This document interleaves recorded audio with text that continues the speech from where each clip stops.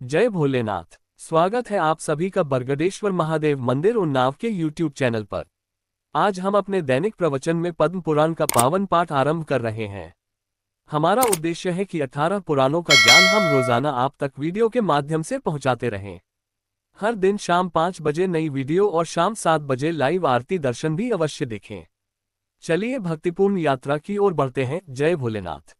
ओम श्री परमात्मने नमः। संक्षिप्त पद्म पुराण। भूमिखंड। सुकर्मा द्वारा ययाति और मातली के संवाद का उल्लेख। मातली के द्वारा देह की उत्पत्ति, उसकी अपवित्रता, जन्म मरण और जीवन के कष्ट तथा संसार की दुखरूपता का वर्णन। अध्याय 67। सुकर्मा कहते हैं, अब मैं इस विषय में पुण्यात्मा राजा ययाति के चरित्र का वर्णन करूंगा, जो संपूर्ण पापों का नाश करने वाला है। सोमवंश में एक नहुष नाम के राजा हो गए हैं।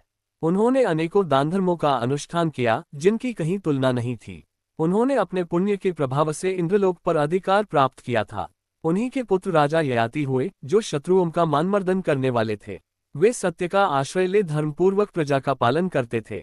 प्रजा के सब कार्यों की स्वयं ही देखभाल किया करते थे। वे उत्तम धर्म की महिमा सुनकर सब प्रकार के दान पुण्य, यज्ञानुष्ठान एवं तीर्थ सेवन आदि में लगे रहते थे। महाराज ययाति ने 80,000 वर्षांत इस पृथ्वी का राज्य किया। उनके 4 पुत्र हुए, जो उन्हीं के समान शूरवीर, बलवान और पराक्रमी थे। तेज और पुरुषार्थ में भी वे पिता की समानता करते थे। इस प्रकार ययाति ने दीर्घकाल तक धर्मपूर्वक राज्य किया। एक समय की बात है, ब्रह्मा जी के पुत्र नारद जी इंद्रलोक में गए। उन्हें आया देख इंद्र ने भक्तिपूर्वक मस्तक झुकाकर प्रणाम किया और मधुपक आदि से उनकी पूजा करके उन्हें एक पवित्र आसन पर बिठाया। तत्पश्चात वे उन महामुनि से पूछने लगे, देवर्षि, किस लोक से आपका यहाँ आना हुआ है तथा यहाँ पदार्पण करने का क्या उद्देश्य है? नारद जी ने कहा, मैं इस समय भूलोक से आ रहा हूँ। नहुष पुत्र ययाति से मिलकर अब आपसे मिलने के लिए आया हूँ। इंद्र ने पूछा, इस समय पृथ्वी पर कौन राजा सत्य और धर्म के अनुसार प्रजा का पालन करता है? कौन सब धर्मों से युक्त, विद्वान, ज्ञानवान, गुणी, ब्राह्मणों के कृपापात्र, ब्राह्मण भक्त, वेदवेता, शूरवीर, दाता, यज्ञ करने वाला और पूर्ण भक्तिमान है? नारद जी ने कहा, नहुष के बलवान पुत्र ययाति इन गुणों से युक्त हैं। वे अपने पिता से भी बड़े चढ़े हैं। उन्होंने 100 अश्वमेध और 100 वाजपेय यज्ञ किए हैं। भक्तिपूर्वक अनेक प्रकार के दान दिए हैं। उनके द्वारा लाखों करोड़ों गौएं दान में दी जा चुकी हैं। उन्होंने कोटिहोम तथा लक्षहोम भी किए हैं। ब्राह्मणों को भूमि आदि का दान भी दिया है। उन्होंने ही धर्म के सांगोपांग स्वरूप का पालन किया है। ऐसे गुणों से युक्त नहुष पुत्र राजा ययाति 80,000 वर्षों से सत्य धर्म के अनुसार विधिवत राज्य करते आ रहे हैं। इस कार्य में वे आपकी समानता करते हैं। सुकर्मा कहते हैं, मुनीश्वर नारद के मुख से ऐसी बात सुनकर बुद्धिमान इंद्र कुछ सोचने लगे। वे ययाति के धर्म पालन से भयभीत हो उठे थे। उनके मन में यह बात आई कि पूर्व काल में राजा नहुष 100 यज्ञों के प्रभाव से मेरे इंद्रपद पर अधिकार करके देवताओं के राजा बन बैठे थे। शची की बुद्धि के प्रभाव से उन्हें पदभ्रष्ट होना पड़ा था। ये महाराज ययाति भी ऐसे ही सुने जाते हैं। इसमें तनिक भी संदेह नहीं कि ये इंद्रपद पर अधिकार कर लेंगे। अतः जिस किसी उपाय से संभव हो, उन्हें स्वर्ग में लाऊंगा। ययाति से डरे हुए देवराज ने ऐसा विचार करके उन्हें बुलाने के लिए दूत भेजा। अपने सारथी मातली को संत विमान के साथ रवाना किया। मातली उस स्थान पर गए जहां नहुष पुत्र धर्मात्मा ययाति अपनी राजसभा में रहन विराजमान थे। सत्य ही उन श्रेष्ठ नरेश का आभूषण सब था। देवराज के सारथी ने उनसे कहा, राजन, मेरी बात सुनिए। देवराज इंद्र ने मुझे इस समय आपके पास भेजा बा है। उनका अनुरोध है कि अब आप पुत्र को राज्य दे आज ही इंद्रलोक को पधारें। महीपते वहां इंद्र के साथ रहकर आप स्वर्ग का आनंद भोगिए। ययाति ने पूछा, मातले, मैंने देवराज इंद्र का कौन सा ऐसा कार्य किया है जिससे तुम ऐसी प्रार्थना कर रहे हो? मातले ने कहा, राजन, लगभग 1 लाख वर्षों से आप दान यज्ञ आदि कर्म कर रहे हैं। इन कर्मों के फलस्वरूप इस समय स्वर्गलोक में चलिए और देवराज इंद्र के सखा होकर रहिए। इस पांचभौतिक जड़ शरीर को भूमि पर ही त्याग दीजिए और दिव्य रूप धारण करके मनोरम भोगों का उपभोग कीजिए। ययाति ने प्रश्न किया, मनुष्य जिस शरीर से सत्य धर्म आदि पुण्य का उपार्जन करता है, उसे वह कैसे छोड़ सकता है? मातले ने कहा, राजन, तुम्हारा कथन ठीक है, तथापि मनुष्य को अपना ये शरीर छोड़कर ही जाना पड़ता है, क्योंकि आत्मा का शरीर के साथ कोई संबंध नहीं है। शरीर पंचभूतों से बना हुआ है। जब इसकी संधियां शिथिल हो जाती है, उस समय वृद्धावस्था से पीड़ित मनुष्य इस शरीर को त्याग देना चाहता है। ययाति ने पूछा, साधु श्रेष्ठ, वृद्धावस्था कैसे उत्पन्न होती है तथा वह क्यों शरीर को पीड़ा देती है? इन सब बातों को विस्तार से समझाओ। मातले ने कहा, राजन, पंचभूतों से इस शरीर का निर्माण हुआ है तथा 5 विषयों से ये घिरा हुआ है। वीर्य और रक्त का नाश होने से प्रायः शरीर खोखला हो जाता है, उसमें प्रचंड वायु का प्रकोप होता है। इससे मनुष्य का रंग बदल जाता है, वह दुख से संतप्त और हतबुद्धि हो जाता है। जो स्त्री देखी सुनी होती है, उसमें चित्त आसक्त होने से वह सदा भटकता रहता है। शरीर में तृप्ति नहीं होती, क्योंकि उसका चित्त सदा लोलुप रहा करता है। जब कामी मनुष्य मांस और रक्त क्षीण होने से दुर्बल हो जाता है, तब उसके बाल पक जाते हैं। कामाग्नि से शरीर का शोषण हो जाता है। वृद्ध होने पर भी दिन दिन उसकी कामना बढ़ती ही जाती है। बूढ़ा मनुष्य ज्यों ज्यों स्त्री के सहवास का चिंतन करता है, त्यों त्यों उसके तेज की हानि होती है। अतः काम नाश स्वरूप है, ये नाश के लिए ही उत्पन्न होता है। काम एक भयंकर ज्वर है जो प्राणियों का काल बनकर उत्पन्न होता है। इस प्रकार इस शरीर में जीर्णता जरावस्था आती है। ययाति ने कहा, मातले, आत्मा के साथ यह शरीर ही धर्म का रक्षक है, तो भी यह स्वर्ग को नहीं जाता, इसका क्या कारण है, ये बताओ। मातली बोले, महाराज, 5 भूतों का आपस में ही मेल नहीं है, फिर आत्मा के साथ उनका मेल कैसे हो सकता है। आत्मा के साथ इनका संबंध बिल्कुल नहीं है। शरीर समुदाय में भी संपूर्ण भूतों का पूर्ण संघट नहीं है, क्योंकि जरावस्था से पीड़ित होने पर सभी अपने अपने स्थान को चले जाते हैं। इस शरीर में अधिकांश पृथ्वी का भाग है। ये पृथ्वी की समानता को लेकर ही प्रतिष्ठित है। जैसे पृथ्वी स्थित है, उसी प्रकार यह भी यहीं स्थित रहता है। अतः शरीर स्वर्ग को नहीं जाता। ययाति ने कहा, मातले, मेरी बात सुनो। जब पाप से भी शरीर गिर जाता है और पुण्य से भी, तब मैं इस पृथ्वी पर पुण्य में कोई विशेषता नहीं देखता। जैसे पहले शरीर का पतन होता है, उसी प्रकार पुनः दूसरे शरीर का जन्म भी हो जाता है। किंतु उस देह की उत्पत्ति कैसे होती है, मुझे इसका कारण बताओ। मातली बोले, राजन, नार की पुरुषों के अधर्म मात्र से एक ही क्षण में भूतों के द्वारा नूतन शरीर का निर्माण हो जाता है। इसी प्रकार एकमात्र धर्म से ही देवत्व की प्राप्ति कराने वाले दिव्य शरीर की तत्काल उत्पत्ति हो जाती है। उसका आविर्भाव भूतों के सार तत्व से होता है। कर्मों के मेल से जो शरीर उत्पन्न होता है, उसे रूप के परिमाण से 4 प्रकार का समझना चाहिए। उद्भिज, स्वेदज, अंश और जरायुज, ये ही 4 प्रकार के शरीर हैं। स्थावरों को उद्भिज कहते हैं। उन्हें तृण, गुल्म और लता आदि के रूप में जानना चाहिए। कृमि, कीट और पतंग आदि प्राणी स्वेदज कहलाते हैं। समस्त पक्षी, नाके और मछली आदि जीव अंश हैं। मनुष्यों और चौपायों को जरायुज जानना चाहिए। भूमि के पानी से सींचे जाने पर बोए हुए अन्न में उसकी गर्मी चली जाती है। फिर वायु से संयुक्त होने पर क्षेत्र में बीज जमने लगता है। पहले तपे हुए बीज जब पुनः जल से सींचे जाते हैं, तब गर्मी के कारण उनमें मृदुता आ जाती है, फिर वे जल के रूप में बदल जाते हैं। उस मूल से अंकुर की उत्पत्ति होती है। अंकुर से पत्ते निकलते हैं, पत्ते से तना, तने से कांड, कांड से प्रभव, प्रभव से दूध और दूध से तंडुल उत्पन्न होता है। तंडुल के पक जाने पर अनाज की खेती तैयार हुई समझी जाती है। अनाजों में शाली, अगहनी, धान से लेकर जौ तक 10 अन्न श्रेष्ठ माने गए हैं। उनमें फल की प्रधानता होती है। शेष अन्न क्षुद्र बताए गए हैं। भक्ष्य, भोज्य, पेय, लेह्य, चोष्य और खाद्य, ये अन्न के 6 भेद हैं तथा मधुर आदि 6 प्रकार के रस हैं। देहधारी उस अन्न को पिंड के समान कौर या ग्रास बनाकर खाते हैं। वह अन्न शरीर के भीतर उदर में पहुंचकर समस्त प्राणों को क्रमशः स्थिर करता है। खाए हुए अपक्व भोजन को वायु 2 भागों में बांट देती है। अन्न के भीतर प्रवेश करके उसे पचाती और पृथक पृथक गुणों से युक्त करती है। अग्नि के ऊपर जल और जल के ऊपर अन्न को स्थापित करके प्राण स्वयं जल के नीचे स्थित हो धीरे धीरे जठराग्नि को प्रज्वलित करता है। वायु से उद्दीप्त की हुई अग्नि जल को अधिक गर्म कर देती है। उसकी गर्मी के कारण अन्न सब ओर से भलीभांति पच जाता है। पचा हुआ अन्न कीट और रस इन 2 भागों में विभक्त होता है। इनमें कीट मलरूप से 12 छिद्रों द्वारा शरीर के बाहर निकलता है।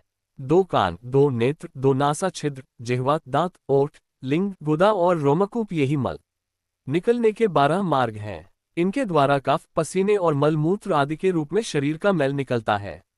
हृदय मल में शरीर की सब नाड़ियां आबद्ध हैं। उनके मुख में प्राण अन्न का सूक्ष्म रस डाला करता है।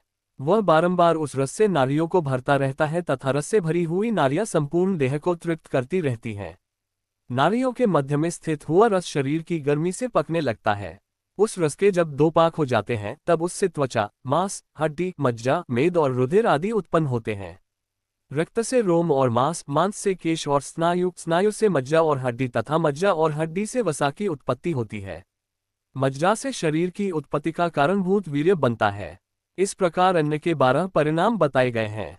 तारांकन जब ऋतुकाल में दोषरहित वीर्य स्त्री की योनि में स्थित होता है, उस समय वह वायु से प्रेरित हो रज के साथ मिलकर एक हो जाता है। वीर्य स्थापन के समय कारण शरीरयुक्त जीव अपने कर्मों से प्रेरित होकर योनि में प्रवेश करता है।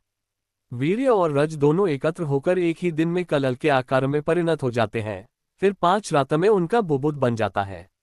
तत्पश्चात 1 महीने में ग्रीवा, मस्तक, कंधे, रीढ़ की हड्डी तथा उदर ये 5 अंग उत्पन्न होते हैं। फिर 2 महीने में हाथ, पैर, पसली, कमर और पूरा शरीर ये सभी क्रमशः संपन्न होते हैं। 3 महीने बीतते बीतते सैकड़ों अंकुर संधियां प्रकट हो जाती हैं। 4 महीनों में क्रमशः अंगुली आदि अवयव भी उत्पन्न हो जाते हैं। 5 महीनों में मुंह, नाक और कान तैयार हो जाते हैं। 6 महीनों के भीतर दांतों के मसूड़े, जिह्वा तथा कानों के छिद्र प्रकट होते हैं। 7 महीनों में गुदा, लिंग, अंडकोश, उपस्थ तथा शरीर की संधियां प्रकट होती हैं। 8 मास बीतते बीतते शरीर का प्रत्येक अवयव, केशों सहित पूरा मस्तक तथा अंगों की पृथक पृथक आकृतियां स्पष्ट हो जाती हैं। माता के आहार से जो 6 प्रकार का रस मिलता है, उसी के बल से गर्भस्थ बालक की प्रतिदिन पुष्टि होती है।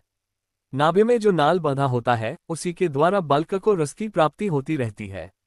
तदनंतर शरीर का पूर्ण विकास हो जाने पर जीव को स्मरण शक्ति प्राप्त होती है तथा वह दुख सुख का अनुभव करने लगता है। उसे पूर्वजन्म के किए हुए कर्मों का, यहाँ तक कि निद्रा और शयन आदि का भी स्मरण हो आता है। वह सोचने लगता है, मैंने अब तक हजारों योनियों में अनेकों बार चक्कर लगाया, इस समय अभी अभी जन्म ले रहा हूँ, मुझे पूर्वजन्मों की स्मृति हो आई है, अतः इस जन्म में मैं वह कल्याणकारी कार्य करूंगा जिससे मुझे फिर गर्भ में न आना पड़े। मैं यहाँ से निकलने पर संसार बंधन की निवृत्ति करने वाले उत्तम ज्ञान को प्राप्त करने का प्रयत्न करूंगा। जीव गर्भवास के महान दुख से पीड़ित हो कर्मवश माता के उदर में पड़ा पड़ा अपने मोक्ष का उपाय सोचता रहता है। जैसे कोई पर्वत की गुफा में बंद हो जाने पर बड़े दुख से समय बिताता है, उसी प्रकार देहधारी जीव जरायुक्त जेर के बंधन में बंधकर बहुत दुखी होता और बड़े कष्ट से उसमें रह पाता है। जैसे समुद्र में गिरा हुआ मनुष्य दुख से छटपटाने लगता है, वैसे ही गर्भ के जल से अभिषिक्त जीव अत्यंत व्याकुल हो उठता है। जिस प्रकार किसी को लोहे के घड़े में बंद करके आग से पकाया जाए, उसी प्रकार गर्भारूपी कुंभ में डाला हुआ जीव जठराग्नि से पकाया जाता है। आग में तपाकर लाल लाल की हुई बहुत सी सुइयों से निरंतर शरीर को छेदने पर जितना दुख होता है, उससे 8 गुना अधिक कष्ट गर्भ में होता है। गर्भवास से बढ़कर कष्ट कहीं नहीं होता। देहधारियों के लिए गर्भ में रहना इतना भयंकर कष्ट है जिसकी कहीं तुलना नहीं है। इस प्रकार प्राणियों के गर्भजनित दुख का वर्णन किया गया। स्थावर और जंगम सभी प्राणियों को अपने अपने गर्भ के अनुरूप कष्ट होता है। जीव को जन्म के समय गर्भवास की अपेक्षा करोड़ गुनी अधिक पीड़ा होती है। जन्म लेते समय वह मूर्छित हो जाता है। उस समय उसका शरीर हड्डियों से युक्त गोल आकार का होता है। स्नायुबंधन से बंधा रहता है। रक्त, मांस और वसा से व्याप्त होता है। मल और मूत्र आदि अपवित्र वस्तुएं उसमें जमा रहती हैं। केश, रोम और नखों से युक्त तथा रोग का आश्रय होता है। मनुष्य का ये शरीर जरा और शोक से परिपूर्ण तथा काल के अग्नि में मुख में स्थित है। इस पर काम और क्रोध के आक्रमण होते रहते हैं। ये भोग की तृष्णा से आतुर, विवेक शून्य और राग द्वेष के वशीभूत होता है। इस देह में 360 हड्डियां तथा 500 मांसपेशियां हैं, ऐसा समझना चाहिए। ये सब ओर से 3.5 करोड़ रोमों द्वारा व्याप्त है तथा स्थूल, सूक्ष्म एवं दृश्य अदृश्य रूप से उतनी ही नाड़ियां भी इसके भीतर फैली हुई हैं। उन्हीं के द्वारा भीतर का अपवित्र मल पसीने आदि के रूप में निकलता रहता है। शरीर में 32 दांत और 20 नख होते हैं। देह के अंदर पित्त 1 कुडव और कफ आधा आ का होता है। वसा 3 पल घन, कलल 15 पल, वात अर्बुद पल, मेद 10 पल, महारक्त 3 पल, मज्जा उससे चौगुनी 12 पल, वीर्य आधा कुडव, बल चौथाई कुडव, मांसपिंड 1000 पल तथा रक्त 100 पल होता है और मूत्र का कोई नियत माप नहीं है। राजन, आत्मा परम शुद्ध है और उसका ये देहरूपी घट जो कर्मों के बंधन से तैयार किया गया है, नितांत अशुद्ध है। इस बात को सदा ही याद रखना चाहिए। वीर्य और रज का संयोग होने पर ही किसी भी योनि में देह की उत्पत्ति होती है तथा ये हमेशा पेशाब और पाखाने से भरा रहता है, इसलिए इसे अपवित्र माना गया है। जैसे घड़ा बाहर से चिकना होने पर भी यदि विष्ठा से भरा हो तो वह पवित्र ही समझा जाता है, उसी प्रकार ये देह ऊपर से पंचभूतों द्वारा शुद्ध किया जाने पर भी भीतर की गंदगी के कारण अपवित्र ही माना गया है। जिसमें पहुंचकर पंचगव्य और हविष्य आदि अत्यंत पवित्र पदार्थ भी तत्काल अपवित्र हो जाते हैं, उस शरीर से बढ़कर अशुद्ध दूसरा क्या हो सकता है। जिसके द्वारों से निरंतर क्षण क्षण में कफ मूत्र आदि अपवित्र वस्तुएं बहती रहती हैं, उस अत्यंत अपावन शरीर को कैसे शुद्ध किया जा सकता है।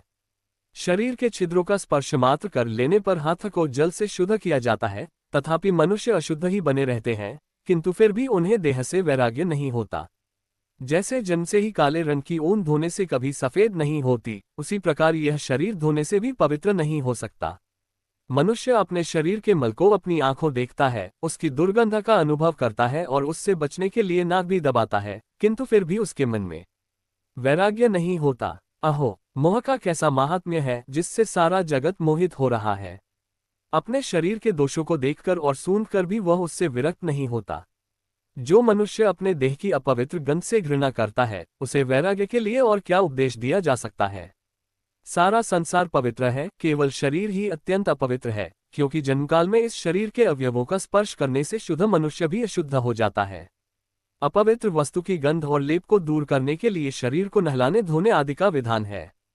गंध और लेप की निवृत्ति हो जाने के पश्चात भावशुद्धि से वस्तुतः मनुष्य शुद्ध होता है। जिसका भीतरी भाव दूषित है, वही यदि आग में प्रवेश कर जाए तो भी न तो उसे स्वर्ग मिलता है और न मोक्ष की ही प्राप्ति होती है, उसे सदा देह के बंधन में ही जकड़े रहना पड़ता है। भाव की शुद्धि ही सबसे बड़ी पवित्रता है और वही प्रत्येक कार्य में श्रेष्ठता का हेतु है। पत्नी और पुत्री दोनों का ही आलिंगन किया जाता है, किंतु पत्नी के आलिंगन में दूसरा भाव होता है और पुत्री के आलिंगन में दूसरा। भिन्न भिन्न वस्तुओं के प्रति मन की वृत्ति में भी भेद हो जाता है। नारी अपने पति का और भाव से चिंतन करती है और पुत्र का और भाव से। तुम यत्नपूर्वक अपने मन को शुद्ध करो, दूसरी बाह्य शुद्धियों से क्या लेना है। जो भाव से पवित्र है, जिसका अंतःकरण शुद्ध हो गया है, वही स्वर्ग तथा मोक्ष को प्राप्त करता है। उत्तम वैराग्यरूपी मिट्टी तथा ज्ञानरूप निर्मल जल से मांजने धोने पर पुरुष के अविद्या तथा रागरूपी मलमूत्र का लेप नष्ट होता है। इस प्रकार इस शरीर को स्वभावतः अपवित्र माना गया है। केले के वृक्ष की भांति यह सर्वथा सारहीन है, अध्यात्म ज्ञान ही इसका सार है। देह के दोष को जानकर जिसे इससे वैराग्य हो जाता है, वह विद्वान संसार सागर से पार हो जाता है। इस प्रकार महान कष्टदायक जन्मकालीन दुख का वर्णन किया गया। गर्भ में रहते समय जीव को जो विवेक बुद्धि प्राप्त होती है, वह उसके अज्ञान दोष से या नाना प्रकार के कर्मों की प्रेरणा से जन्म लेने के पश्चात नष्ट हो जाती है।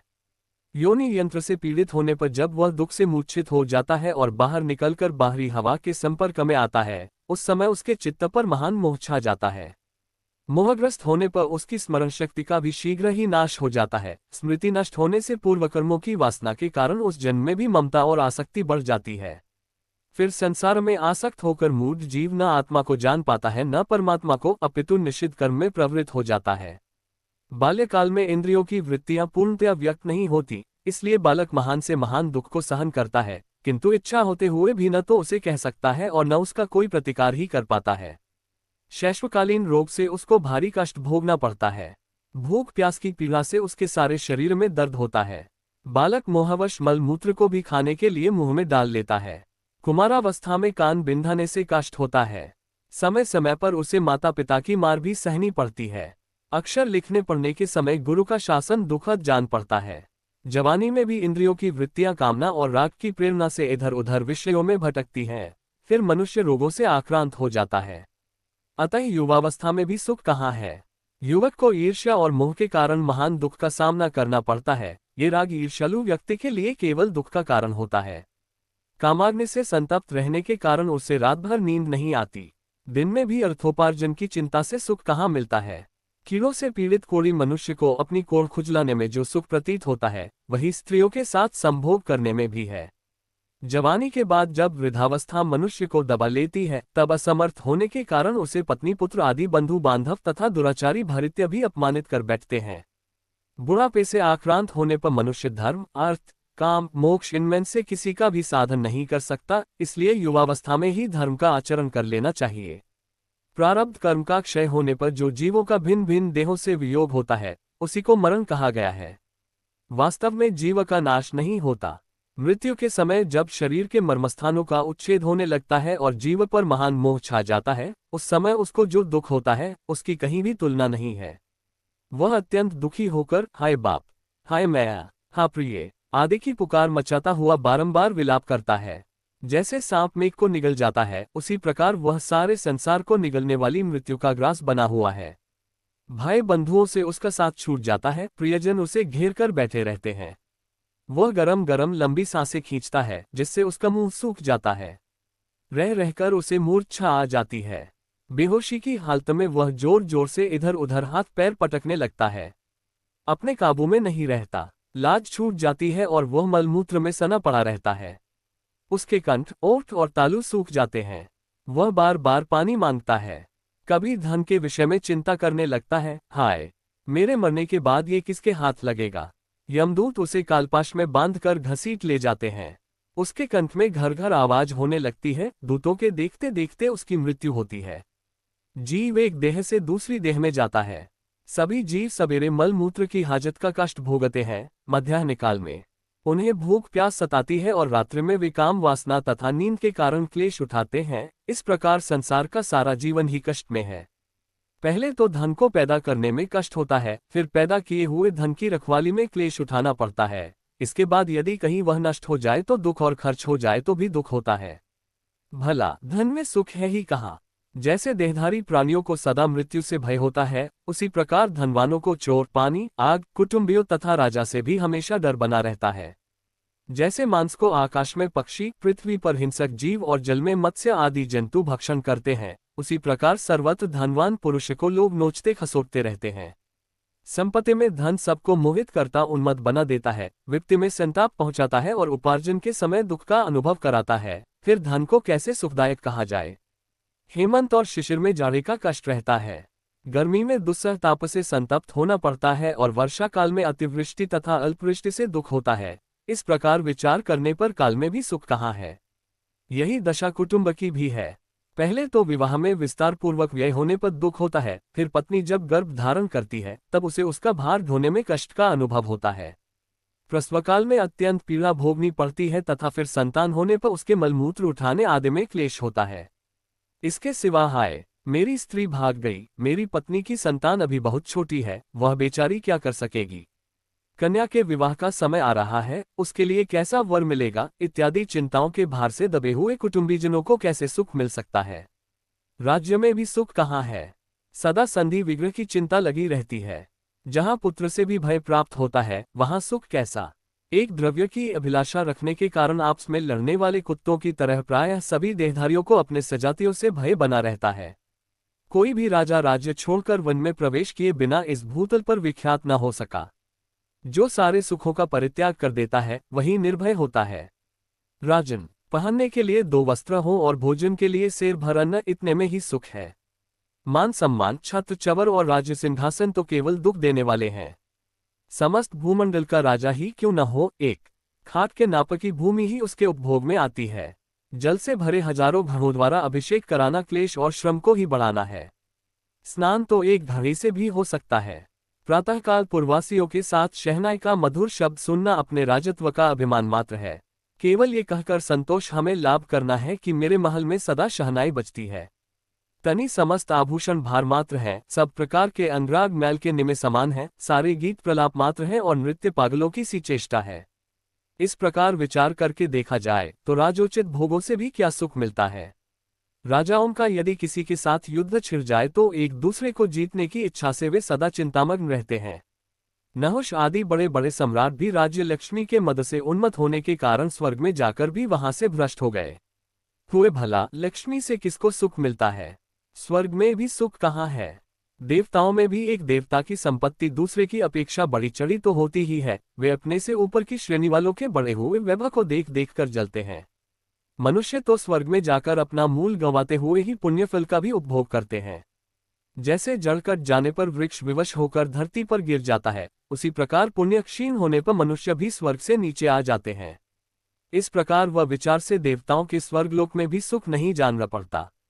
स्वर्ग से लौटने पर देहधारियों को मन, वाणी और शरीर से किए हुए नाना प्रकार के भयंकर पाप भोगने पड़ते हैं। उस समय नरक की आग में उन्हें बड़े भारी कष्ट और दुख का सामना करना पड़ता है।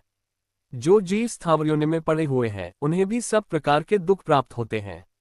कभी उन्हें कुल्हाड़ी के तीव्र प्रहार से काटा जाता है, तो कभी उनकी छाल काटी जाती है और कभी उनकी डालियों, पत्तों और फलों को भी गिराया जाता है। कभी प्रचंड आंधी से वे अपने आप उखड़कर गिर जाते हैं, तो कभी हाथी या दूसरे जंतु उन्हें समूल नष्ट कर डालते हैं। कभी वे दावानल की आंच में झुलसते हैं, तो कभी पाला पड़ने से कष्ट भोगते हैं। पशु योनि में पड़े हुए जीवों की कसाईयों द्वारा हत्या होती है, उन्हें डंडों से पीटा जाता है, नाक छेदकर त्रास दिया जाता है, चाबुकों से मारा जाता है, बेत या काट आदि की बीड़ियों से अथवा अंकुश के द्वारा उनके शरीर को बंधन में डाला जाता है तथा बलपूर्वक मनमाने स्थान में ले जाया जाता और बांधा जाता है तथा उन्हें अपने टोलों से अलग किया जाता है। इस प्रकार पशुओं के शरीर को भी अनेक प्रकार के दुख भोगने पड़ते हैं। देवताओं से लेकर संपूर्ण चराचर जगत पूर्वोक्त दुखा से ग्रस्त है, इसलिए विद्वान पुरुष को सबका त्याग कर देना चाहिए। जैसे मनुष्य इस कंधे का भार उस कंधे पर लेकर अपने को विश्राम मिला समझता है, उसी प्रकार संसार के सब लोग दुख से ही दुख को शांत करने की चेष्टा कर रहे हैं। अतः सबको दुख से व्याकुल जानकर विचारवान पुरुष को परम निर्वेद धारण करना चाहिए। निर्वेद से परम वैराग्य होता है और उससे ज्ञान, ज्ञान से परमात्मा को जानकर मनुष्य कल्याणमयी मुक्ति को प्राप्त होता है। फिर वह समस्त दुखों से मुक्त होकर सदा सुखी, सर्वज्ञ और कृतार्थ हो जाता है। ऐसे ही पुरुष को मुक्त कहते हैं। राजन, तुम्हारे प्रश्न के अनुसार मैंने सब बातें तुम्हें बता दी। आशा है आज का पद्म पुराण पाठ आपके जीवन में शांति और आशीर्वाद लाएगा। कृपया चैनल को लाइक, शेयर और सब्सक्राइब अवश्य करें। शाम 7 बजे लाइव आरती दर्शन में जरूर जुड़ें। फिर मिलेंगे कल शाम 5 बजे एक नए अध्याय के साथ। जय भोलेनाथ।